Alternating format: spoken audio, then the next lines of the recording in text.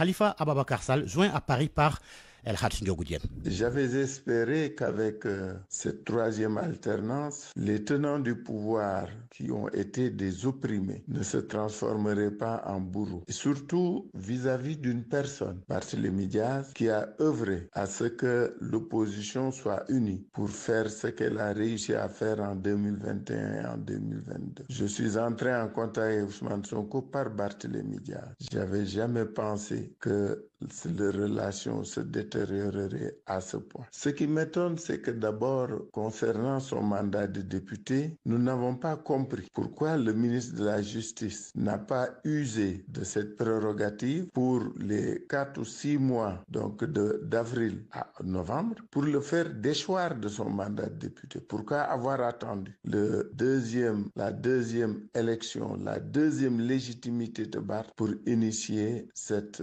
procédure? Elle est à condamner et nous nous battrons contre celle-là. Pour la ville de Dakar, j'avais espéré, j'avais pensé, j'avais souhaité secrètement que ce qui m'est arrivé ne se produirait plus jamais. Malheureusement, hélas, pourquoi le ministre de la Justice a-t-il attendu qu'il soit réélu, qu'il ait une deuxième légitimité pour agir? C'est ça qui est gênant et c'est cela qui est inacceptable. Pour la ville de Dakar, véritablement, j'avais pensé être la dernière victime d'une machination politique pour ôter à un élu son mandat issu du suffrage universel, de la confiance des Dakaroises et des Dakarois. Ce qui est arrivé à Barthélémy Diaz ces derniers jours est inacceptable. D'abord, ce n'est pas élégant et c'est inacceptable. On a usé de stratagèmes, même si c'est la loi, pour chercher à le priver de sa légitimité et de son mandat. Ce stratagème ne saurait prospérer.